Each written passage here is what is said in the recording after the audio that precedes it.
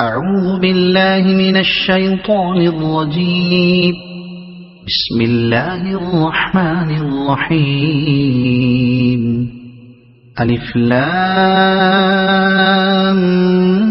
ميم صاد.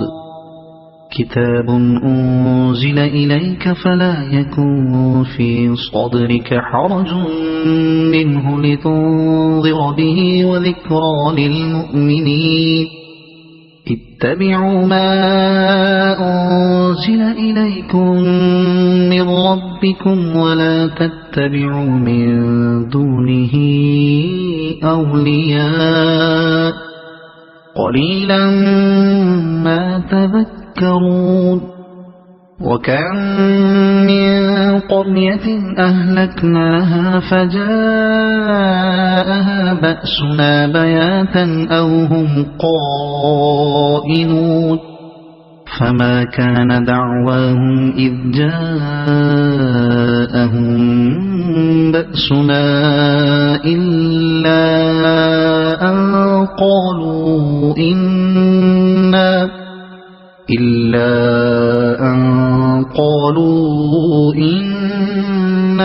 كنا ظالمين. فلنسألن الذين أرسل إليهم ولنسألن المرسلين فلنقصن عليهم بعلم وما كنا غائبين. والوزن يومئذ الحق فمن ثقلت موازينه فأولئك هم المفلحون. ومن خفت موازينه فأولئك الذين خسروا أنفسهم بما كانوا بآياتنا يظلمون. ولقد مكناكم في الأرض وجعلنا لكم فيها معايش قليلا ما تشكرون. ولقد خلقناكم ثم صورناكم ثم قلنا للملائكة اسجدوا لآدم فسجدوا إلا إبليس لم يكن من الساجدين. قال ما منعك ألا تسجد إذ أمرتك؟ قال أنا خير منه خلقتني من نار وخلقته من طين. قال فاهبط منها فما يكون لك أن تتكبر فيها فاخرج إنك من الصاغرين. قال أنظرني إلى يوم يبعثون. قال إنك من المنظرين. قال فبما أغويتني لأقعدن لهم صراطك المستقيم ثم لآتينهم من بين أيديهم ومن خلفهم وعن أيمانهم وعن شمائلهم ولا تجد أكثرهم شاكرين. قال اخرج منها مذءوما مدحورا لمن تبعك منهم لأملأن جهنم منكم أجمعين. ويا آدم اسكن أنت وزوجك الجنة فكلا من حيث شئتما ولا تقربا هذه الشجرة فتكونا من الظالمين. فوسوس لهما الشيطان ليبدي لهما ما وري عنهما من سوآتهما وقال ما نهاكما ربكما عن هذه الشجرة إلا أن تكونا ملكين أو تكونا من الخالدين وقاسمهما إني لكما لمن الناصحين فدلاهما بغرور فلما ذاقا الشجرة بدت لهما سوآتهما وطفقا يخصفان عليهما من ورق الجنة وناداهما ربهما ألم أنهكما عن تلكما الشجرة وأقل لكما إن الشيطان لكما عدو مبين قالا ربنا ظلمنا أنفسنا وإن لم تغفر لنا وترحمنا لنكونن من الخاسرين قال اهبطوا بعضكم لبعض عدو ولكم في الأرض مستقر ومتاع إلى حين قال فيها تحيون وفيها تموتون ومنها تخرجون يا بني آدم قد أنزلنا عليكم لباسا يواري سوآتكم وريشا ولباس التقوى ذلك خير ذلك من آيات الله لعلهم يذكرون يا بني آدم لا يفتننكم الشيطان كما أخرج أبويكم من الجنة ينزع عنهما لباسهما ليريهما سوآتهما إنه يراكم هو وقبيله من حيث لا ترونهم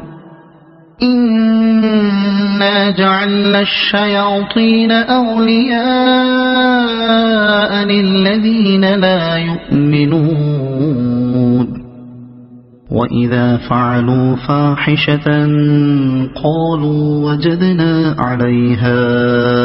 آباءنا والله أمرنا بها قل إن الله لا يأمر بالفحشاء أتقولون على الله ما لا تعلمون قل أمر ربي بالقسط وأقيموا وجوهكم عند كل مسجد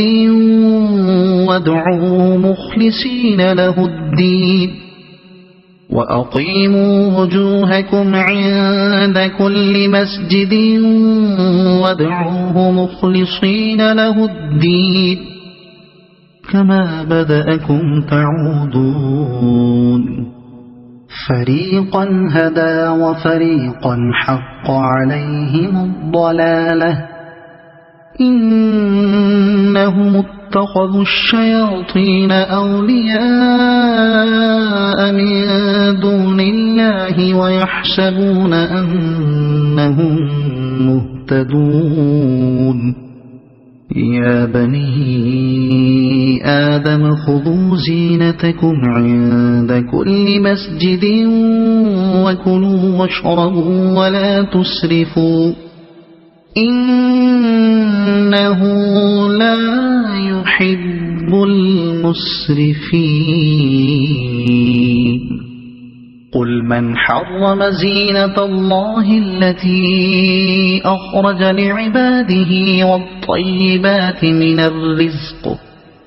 قل هي للذين آمنوا في الحياة الدنيا خالصة يوم القيامة كذلك نفصل الآيات لقوم يعلمون قل إنما حرم ربي الفواحش ما ظهر منها وما بطن والإثم والبغي بغير الحق وأن تشركوا بالله ما لم ينزل به سلطانا وأن تقولوا على الله ما لا تعلمون ولكل أمة أجل فإذا جاء أجلهم لا يستأخرون ساعة ولا يستقدمون يا بني آدم إما يأتينكم رسل منكم يقصون عليكم آياتي فمن اتقى وأصلح فلا خوف عليهم ولا هم يحزنون والذين كذبوا بآياتنا واستكبروا عنها أولئك أصحاب النار هم فيها خالدون فمن أظلم ممن افترى على الله كذبا أو كذب بآياته أولئك ينالهم نصيبهم من الكتاب حتى إذا جاءتهم رسلنا يتوفونهم قالوا أين ما كنتم تدعون من دون الله قالوا ضلوا عنا وشهدوا على أنفسهم أنهم كانوا كافرين قال ادخلوا في قد خلت من قبلكم من الجن والإنس في النار كلما دخلت أمة لعنت أختها حتى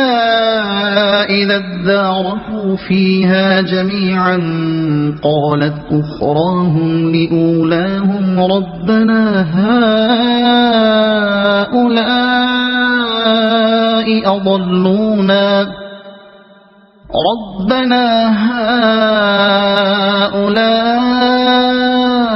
أضلونا فآتهم عذابا ضعفا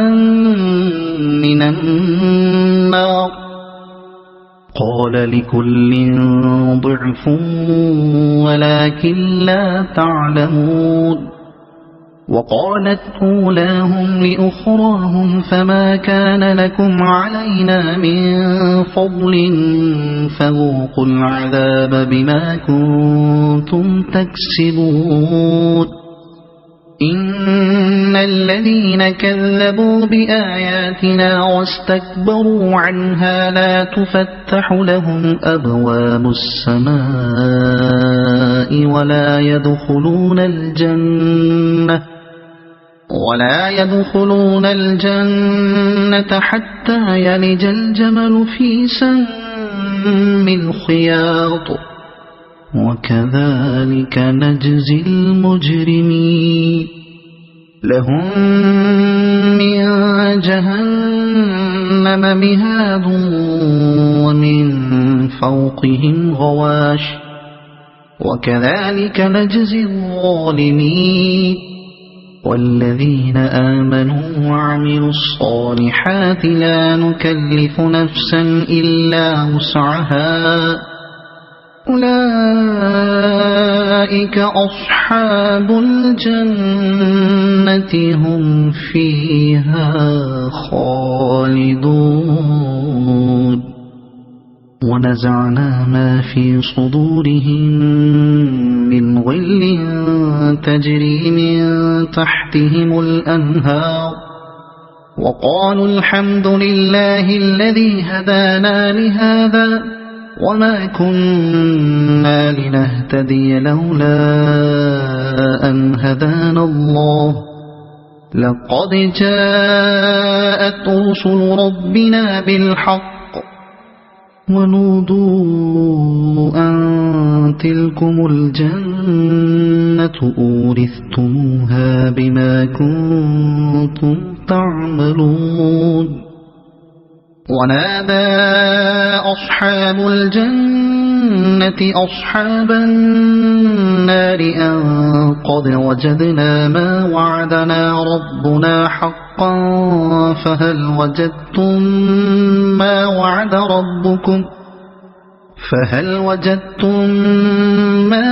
ربكم حقا قالوا نعم فأذن مؤذن بينهم اللعنة الله على الظالمين الذين يصدون عن سبيل الله ويبغونها عوجا وهم بالآخرة كافرون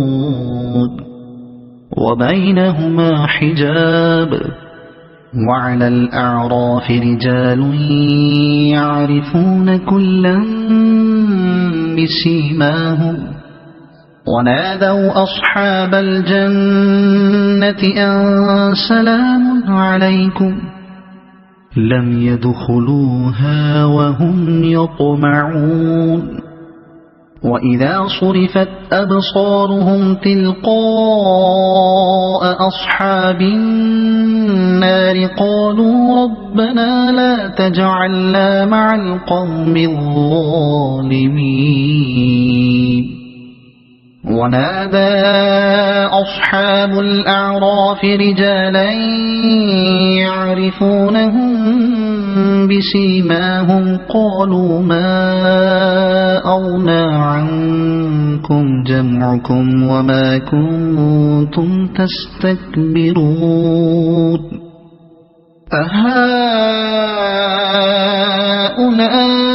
أهؤلاء الذين أقسمتم لا ينالهم الله برحمة ادخلوا الجنة لا خوف عليكم ولا أنتم تحزنون ونادى أصحاب النار أصحاب الجنة أن أفيضوا علينا من الماء أو مما رزقكم الله قالوا إن الله حرمهما على الكافرين الذين اتخذوا دينهم لهوا ولعبا وغرتهم الحياة الدنيا فاليوم ننساهم كما نسوا لقاء يومهم هذا وما كانوا بآياتنا يجحدون ولقد جئناهم بكتاب فصلناه على علم هدى ورحمة لقوم يؤمنون هل ينظرون إلا تأويله يوم يأتي تأويله يقول الذين نسوه من قبل قد جاءت رسل ربنا بالحق فهل لنا من شفعاء فيشفعوا لنا أو نرد فنعمل غير الذي كنا نعمل قد خسروا أنفسهم وضل عنهم ما كانوا يفترون إن ربكم الله الذي خلق السماوات والأرض في 6 أيام ثم استوى على العرش يغشي الليل النهار يطلبه حثيثا والشمس والقمر والنجوم مسخرات بأمره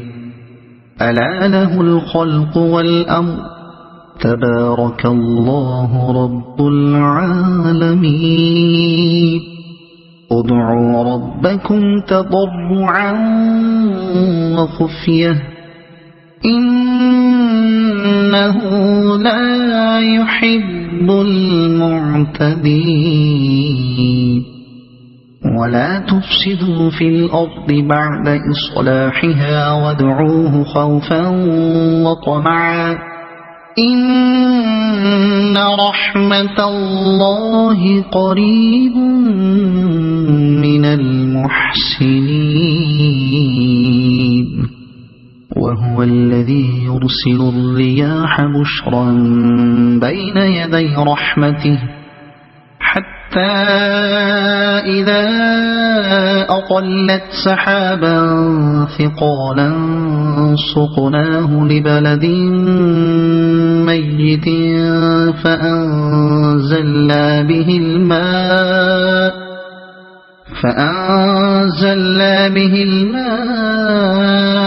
فأخرجنا به من كل الثمرات كذلك نخرج الموتى لعلكم تذكرون والبلد الطيب يخرج نباته بإذن ربه والذي خبث لا يخرج إلا نكدا كذلك نصرف الآيات لقوم يشكرون لقد أرسلنا نوحا إلى قومه فقال يا قوم اعبدوا الله ما لكم من إله غيره إني أخاف عليكم عذاب يوم عظيم قال الملأ من قومه إنا لنراك في ضلال مبين قال يا قوم ليس بي ضلالة ولكني رسول من رب العالمين أبلغكم رسالات ربي وأنصح لكم وأعلم من الله ما لا تعلمون أوعجبتم أن جاءكم ذكر من ربكم على رجل منكم لينذركم ولتتقوا ولعلكم ترحمون فكذبوه فأنجيناه والذين معه في الفلك وأغرقنا الذين كذبوا بآياتنا إنهم كانوا قوما عمين وإلى عاد أخاهم هودا قال يا قوم اعبدوا الله ما لكم من إله غيره أفلا تتقون قال الملأ الذين كفروا من قومه إنا لنراك في سفاهة وإنا لنظنك من الكاذبين قال يا قوم ليس بي سفاهة ولكني رسول من رب العالمين أبلغكم رسالات ربي وأنا لكم ناصح أمين أوعجبتم أن جاءكم ذكر من ربكم على رجل منكم لينذركم واذكروا إذ جعلكم خلفاء من بعد قوم نوح وزادكم في الخلق بسطة فاذكروا آلاء الله لعلكم تفلحون قالوا أجئتنا لنعبد الله وحده ونذر ما كان يعبد آباؤنا فأتنا بما تعدنا إن كنت من الصادقين قال قد وقع عليكم من ربكم رجس وغضب أتجادلونني في أسماء سميتموها أنتم وآباؤكم ما نزل الله بها من سلطان فانتظروا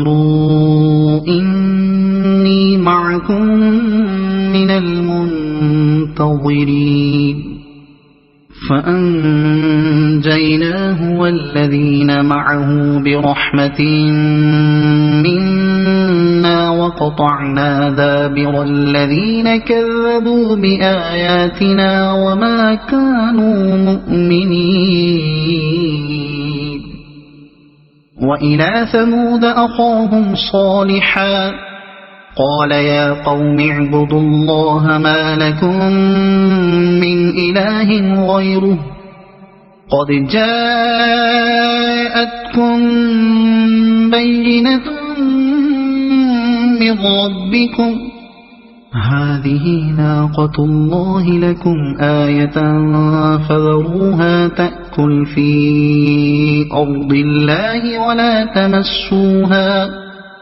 ولا تمسوها بسوء فيأخذكم عذاب أليم واذكروا إذ جعلكم خلفاء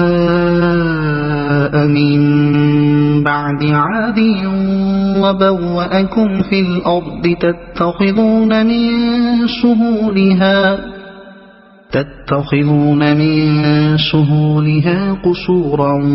وتنحتون الجبال بيوتا فاذكروا آلاء الله ولا تعثوا في الأرض مفسدين قال الملأ الذين استكبروا من قومه للذين استضعفوا لمن آمن منهم أتعلمون أن صالحا مرسل من ربه قالوا إنا بما أرسل به مؤمنون قال الذين استكبروا إنا بالذي آمنتم به كافرون فعقروا الناقة وعتوا عن أمر ربهم وقالوا يا صالح ائتنا بما تعدنا إن كنت من المرسلين فأخذتهم الرجفة فأصبحوا في دارهم جاثمين فتولى عنهم وقال يا قوم لقد أبلغتكم رسالة ربي ونصحت لكم ولكن لا تحبون الناصحين ولوطا إذ قال لقومه أتأتون الفاحشة ما سبقكم بها من أحد من العالمين إنكم لتأتون الرجال شهوة من دون النساء بل أنتم قوم مسرفون وما كان جواب قومه إلا أن قالوا أخرجوهم من قريتكم إنهم أناس يتطهرون فأنجيناه وأهله إلا امرأته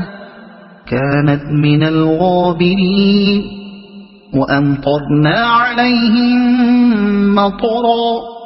فانظر كيف كان عاقبة المجرمين وإلى مدين أخاهم شعيبا قال يا قوم اعبدوا الله ما لكم من إله غيره قد جاءتكم بينة من ربكم فأوفوا الكيل والميزان ولا تبخسوا الناس أشياءهم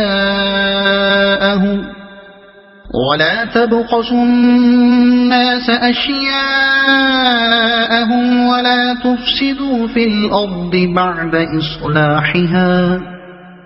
ذلكم خير لكم إن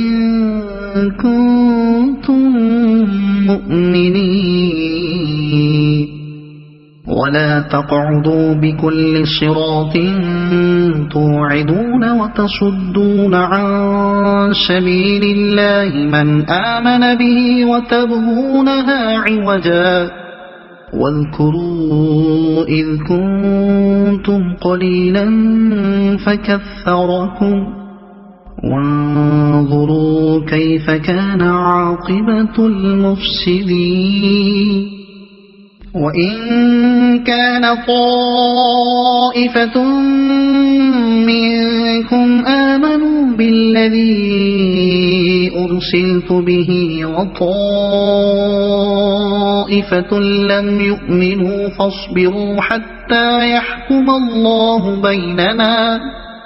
وهو خير الحاكمين قال الملأ الذين استكبروا من قومه لنخرجنك يا شعيب والذين آمنوا معك من قريتنا أو لتعودن في ملتنا قال أولو كنا كارهين قد افترينا على الله كذبا إن عدنا في ملتكم بعد إذ نجانا الله منها وما يكون لنا أن نعود فيها إلا أن يشاء الله ربنا وسع ربنا كل شيء علما على الله توكلنا ربنا افتح بيننا وبين قومنا بالحق وأنت خير الفاتحين وقال الملأ الذين كفروا من قومه لئن اتبعتم شعيبا إنكم إذا لخاسرون فأخذتهم الرجفة فأصبحوا في دارهم جاثمين الذين كذبوا شعيبا كأن لم يغنوا فيها الذين كذبوا شعيبا كانوا هم الخاسرين فتولى عنهم وقال يا قوم لقد أبلغتكم رسالات ربي ونصحت لكم فكيف آسى على قوم كافرين وما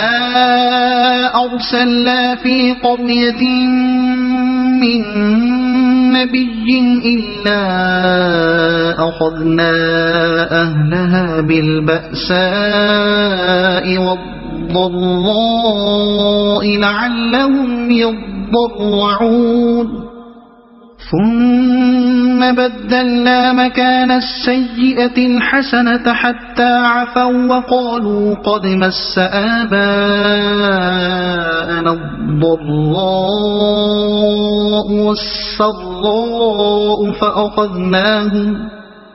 فأخذناهم بغتة وهم لا يشعرون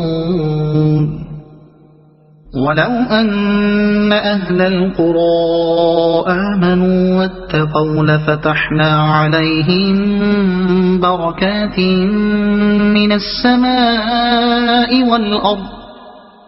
من السماء والأرض ولكن كذبوا فأخذناهم بما كانوا يكسبون أفأمن أهل القرى أن يأتيهم بأسنا بياتا وهم نائمون أوأمن أهل القرى أن يأتيهم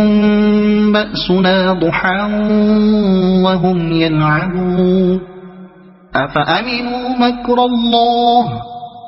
فلا يأمن مكر الله إلا القوم الخاسرون أولم يهد للذين يرثون الأرض من بعد أهلها أن لو نشاء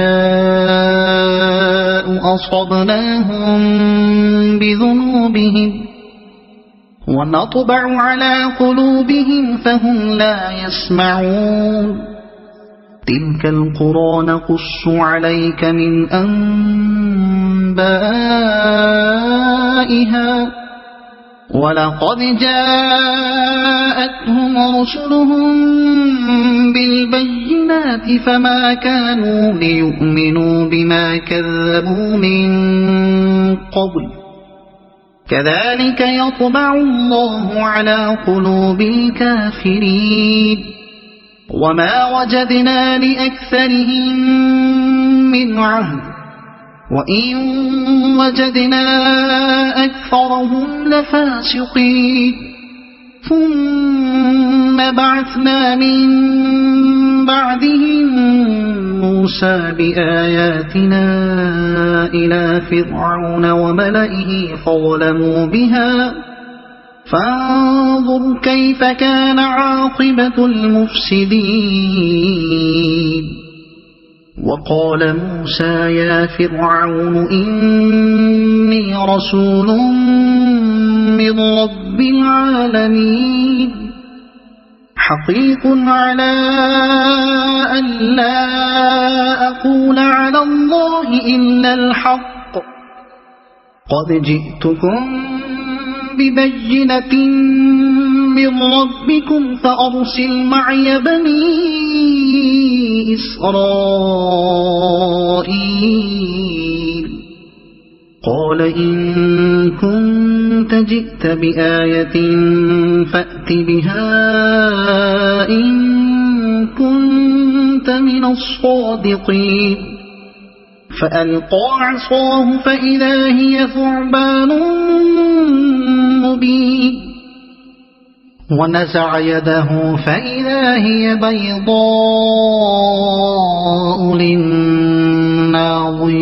للناظرين قال الملأ من قوم فرعون إن هذا لساحر عليم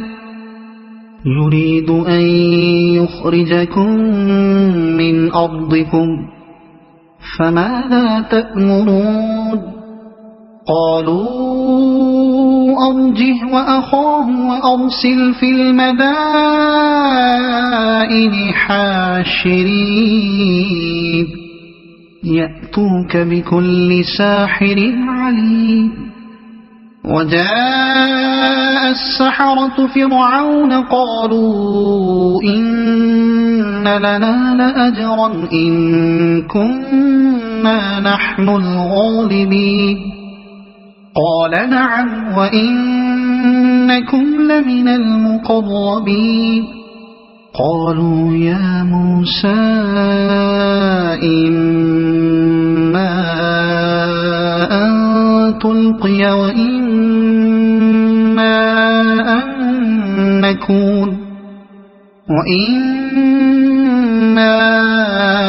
أن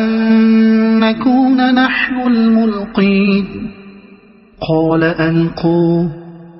فلما ألقوا سحروا أعين الناس واسترهبوهم وجاءوا بسحر عظيم. وأوحينا إلى موسى أن ألق عصاك فإذا هي تلقف ما يأفكون.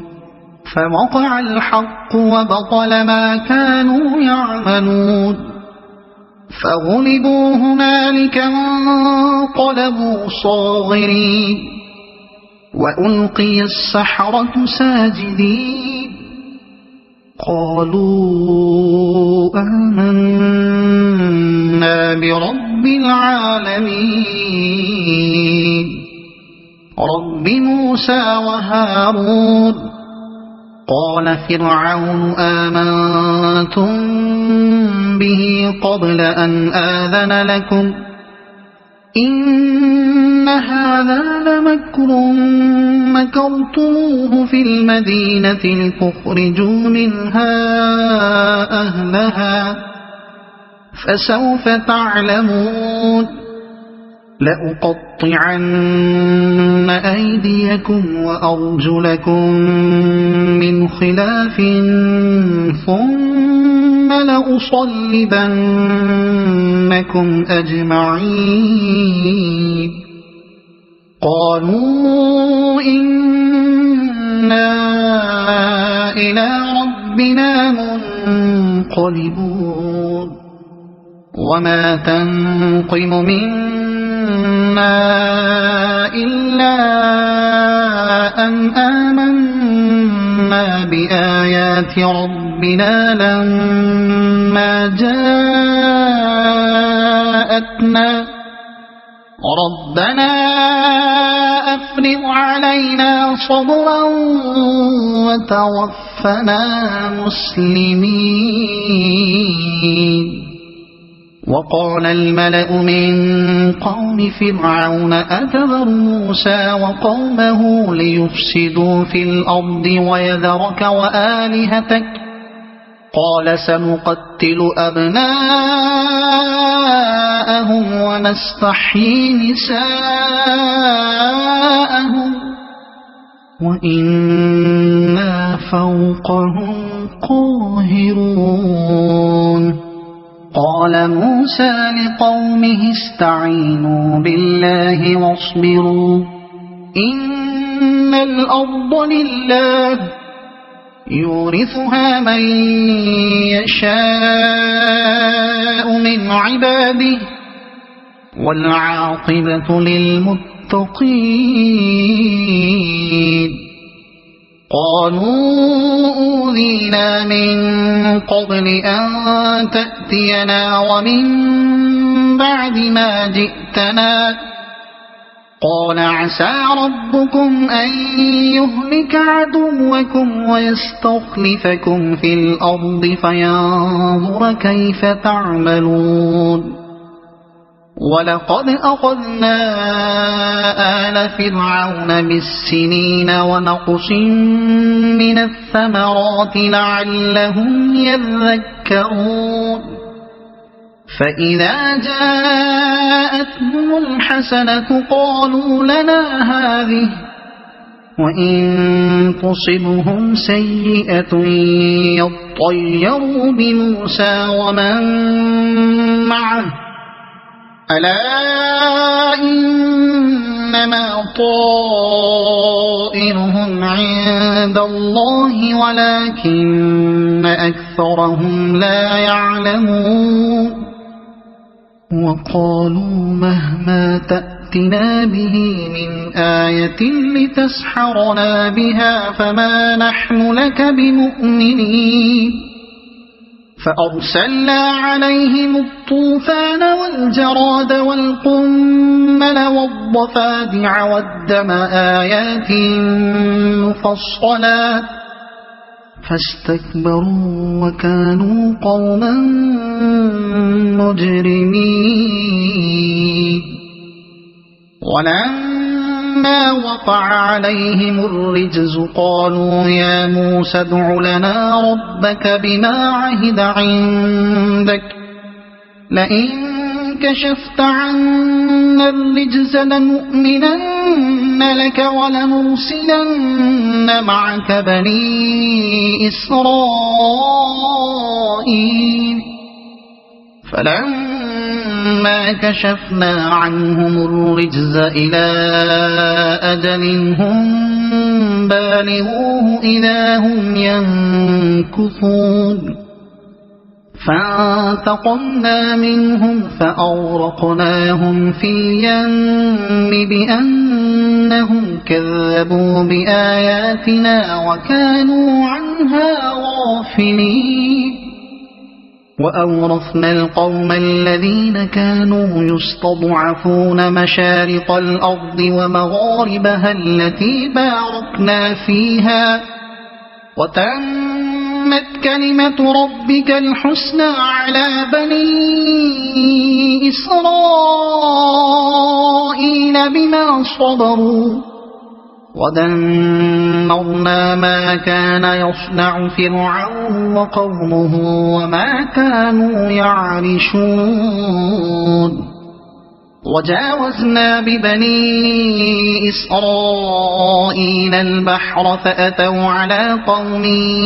يعكفون على أصنام لهم قالوا يا موسى اجعل لنا إلها كما لهم آلهة قال إنكم قوم تجهلون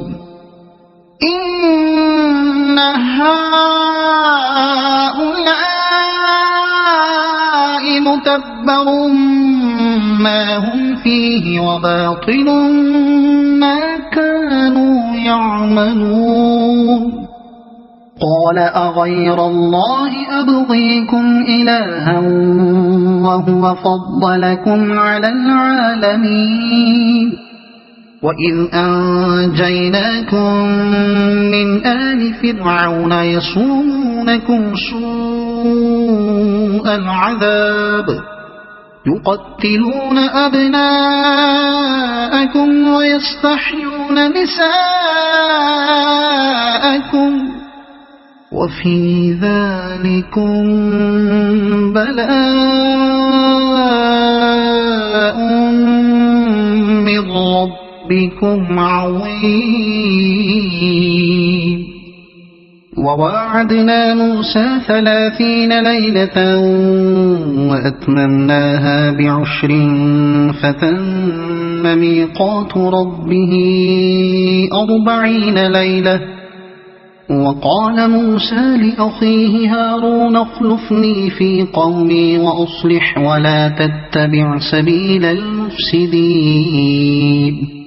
ولما جاء موسى لميقاتنا وكلمه ربه قال رب أرني أنظر إليك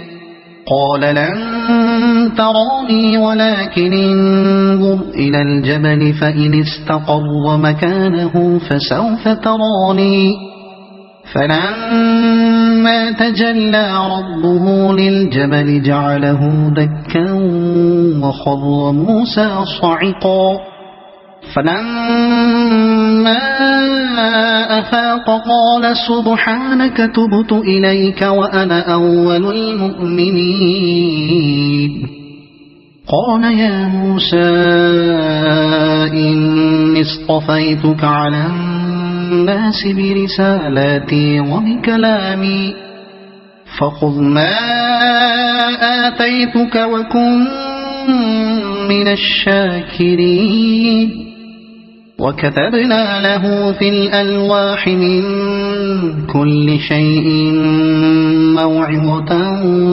وتفصيلا لكل شيء فخذها بقوة وأمر قومك يأخذوا بأحسنها سأريكم دار الفاسقين سأصرف عن آياتي الذين يتكبرون في الأرض بغير الحق وإن يروا كل آية لا يؤمنوا بها وإن يروا سبيل الرشد لا يتخذوه سبيلا وإن يروا سبيل الغي يتخذوه سبيلا ذلك بأنهم كذبوا بآياتنا وكانوا عنها غافلين والذين كذبوا بآياتنا ولقاء الآخرة حبطت أعمالهم هل يجزون إلا ما كانوا يعملون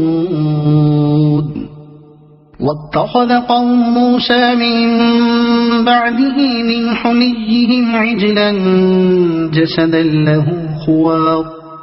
ألم يروا أنه لا يكلمهم ولا يهديهم سبيلا اتخذوه وكانوا ظالمين ولما سقط في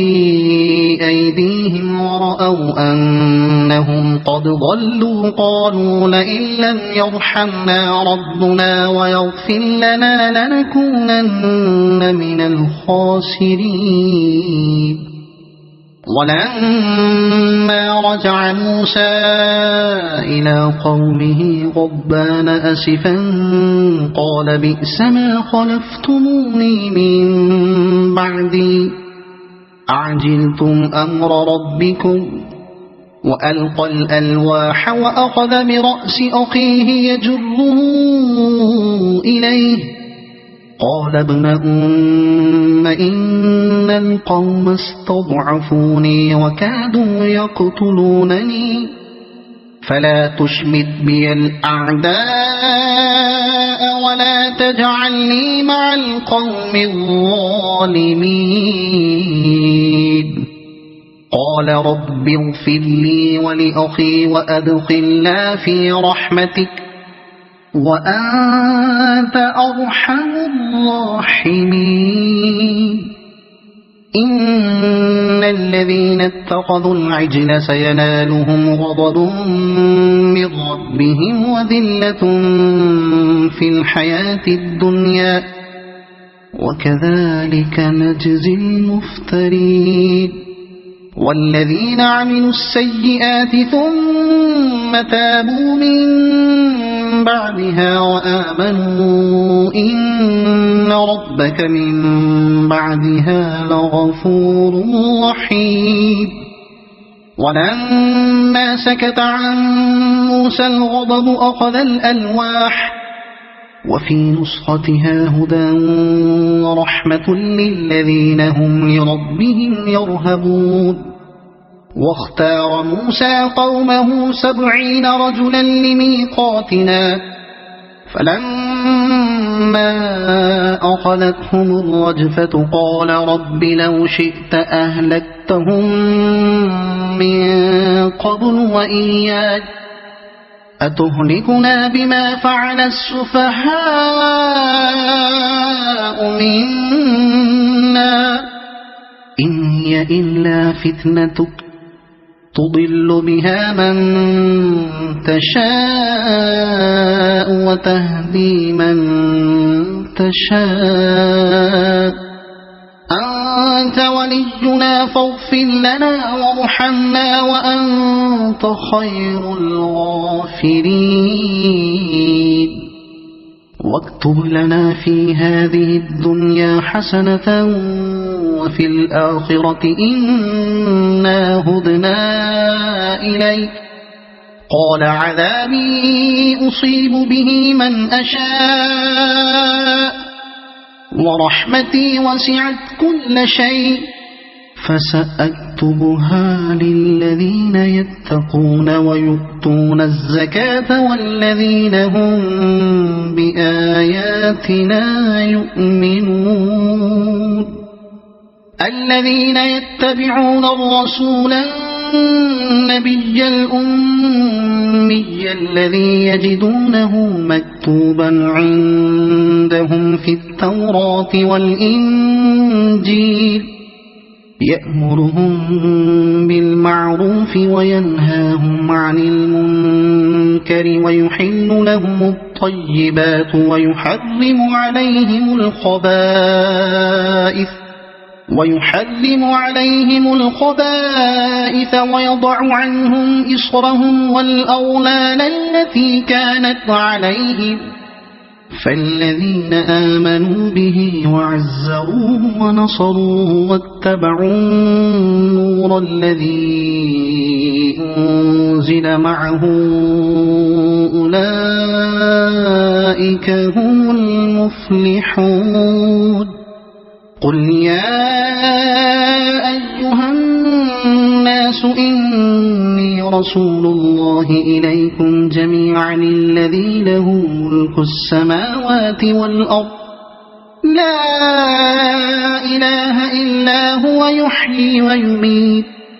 فآمنوا بالله ورسوله النبي الأمي الذي يؤمن بالله وكلماته واتبعوه لعلكم تهتدون ومن قوم موسى أمة يهدون بالحق وبه يعدلون وقطعناهم 12 أسباطا أمما وأوحينا إلى موسى إذ استسقاه قومه أن اضرب بعصاك الحجر فانبجست منه 12 عينا قد علم كل أناس مشربهم وظللنا عليهم الغمام وأنزلنا عليهم المن والسلوى كلوا من طيبات ما رزقناكم وما ظلمونا ولكن كانوا أنفسهم يظلمون وإذ قيل لهم اسكنوا هذه القرية وكلوا منها حيث شئتم وقولوا حطة وادخلوا الباب سجدا نغفر لكم خطيئاتكم سنزيد المحسنين فبدل الذين ظلموا منهم قولا غير الذي قيل لهم فأرسلنا عليهم رجزا من السماء بما كانوا يظلمون واسألهم عن القرية التي كانت حاضرة البحر إذ يعدون في السبت إذ تأتيهم حيتانهم يوم سبتهم شرعا ويوم لا يسبتون لا تأتيهم كذلك نبلوهم بما كانوا يفسقون وإذ قالت أمة منهم لم تعظون قوما الله مهلكهم أو معذبهم عذابا شديدا قالوا معذرة إلى ربكم ولعلهم يتقون فلما نسوا ما ذكروا به أنجينا الذين ينهون عن السوء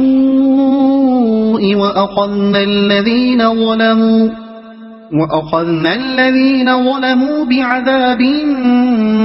بئيس بما كانوا يفسقون فلما عتوا عما نهوا عنه قلنا لهم كونوا قردة خاسئين وإذ تأذن ربك ليبعثن عليهم إلى يوم القيامة من يسومهم سوء العذاب إن ربك لسريع العقاب وإنه إنه لغفور رحيم وقطعناهم في الأرض أمما منهم الصالحون ومنهم دون ذلك وبلوناهم بالحسنات والسيئات لعلهم يرجعون فخلف من بعدهم خلف ورثوا الكتاب يأخذون عرض هذا الأدنى ويقولون سيغفر لنا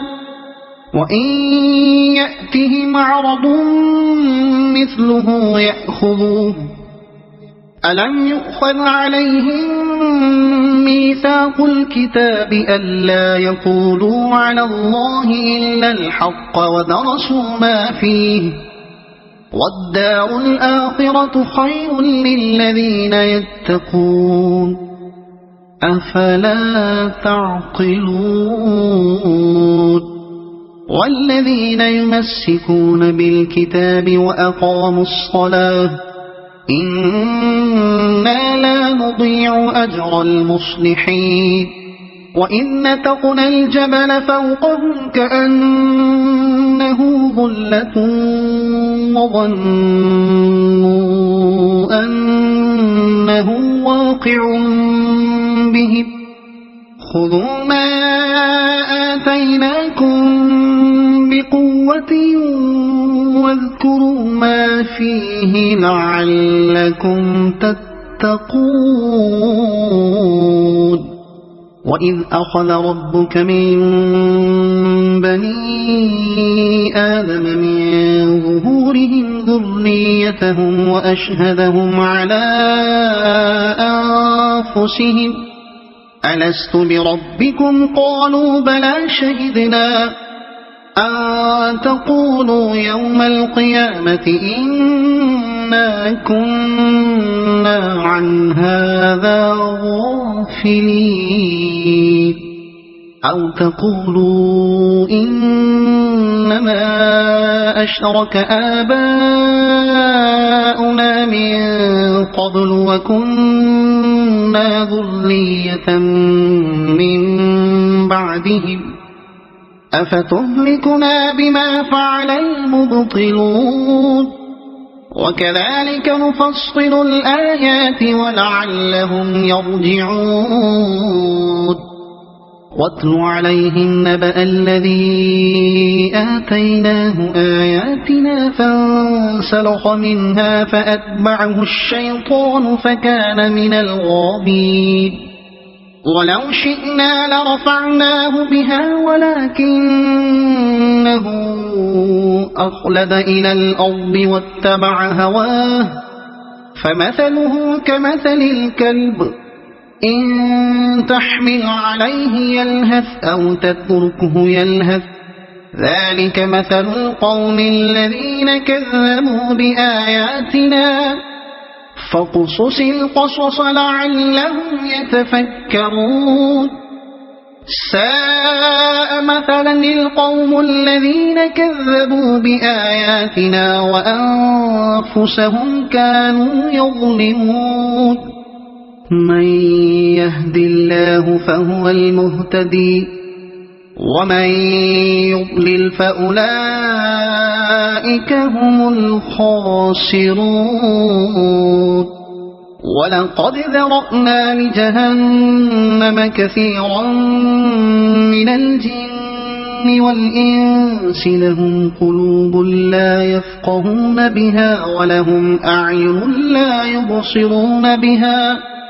ولهم آذان لا يسمعون بها أولئك كالأنعام بل هم أضل أولئك هم الغافلون ولله الأسماء الحسنى فادعوه بها وذروا الذين يلحدون في أسمائه سيجزون ما كانوا يعملون وممن خلقنا أمة يحكمون بالحق وبه يعدلون والذين كذبوا بآياتنا سنستدرجهم من حيث لا يعلمون وأملي لهم إن كيدي متين أولم يتفكروا ما بصاحبهم من جنة إن هو إلا نذير مبين أولم ينظروا في ملكوت السماوات والأرض وما خلق الله من شيء وأن عسى أن يكون قد اقترب أجلهم فبأي حديث بعده يؤمنون من يضلل الله فلا هادي له ويذرهم في طغيانهم يعمهون يسألونك عن الساعة أيان مرساها قل إنما علمها عند ربي لا يجليها لوقتها إلا هو ثقلت في السماوات والأرض لا تأتيكم إلا بغتة يسألونك كأنك حفي عنها قل إنما علمها عند الله ولكن أكثر الناس لا يعلمون قل لا أملك لنفسي نفعا ولا ضرا إلا ما شاء الله ولو كنت أعلم الغيب لاستكثرت من الخير وما مسني السوء إن أنا إلا نذير وبشير لقوم يؤمنون هو الذي خلقكم من نفس واحدة وجعل منها زوجها ليسكن إليها فلما تغشاها حملت حملا خفيفا فمرت به فلما أثقلت دعوا الله ربهما لئن آتيتنا صالحا لنكونن من الشاكرين فلما آتاهما صالحا جعلا له شركاء فيما آتاهما فتعالى الله عما يشركون أيشركون ما لا يخلق شيئا وهم يخلقون ولا يستطيعون لهم نصرا ولا أنفسهم ينصرون وإن تدعوهم إلى الهدى لا يتبعوكم سواء عليكم أدعوتموهم أم أنتم صامتون إن الذين تدعون من دون الله عباد أمثالكم فادعوهم فليستجيبوا لكم إن كنتم صادقين ألهم أرجل يمشون بها أم لهم أيدي يبطشون بها أم لهم أعين يبصرون بها أم لهم آذان يسمعون بها قل ادعوا شركاءكم ثم كيدون فلا تنظرون إن وليي الله الذي نزل الكتاب وهو يتولى الصالحين والذين تدعون من دونه لا يستطيعون نصركم ولا أنفسهم ينصرون وإن تدعوهم إلى الهدى لا يسمعوا وتراهم ينظرون إليك وهم لا يبصرون خذ العفو وأمر بالعرف وأعرض عن الجاهلين وإما ينزغنك من الشيطان نزغ فاستعذ بالله إنه سميع عليم إن الذين اتقوا إذا مسهم طائف من الشيطان تذكروا فإذا هم مبصرون وإخوانهم يمدونهم في الغي ثم لا يقصرون وإذا لم تأتهم بآية قالوا لولا اجتبيتها قل إنما أتبع ما يوحى إلي من ربي هذا بصائر من ربكم وهدى ورحمة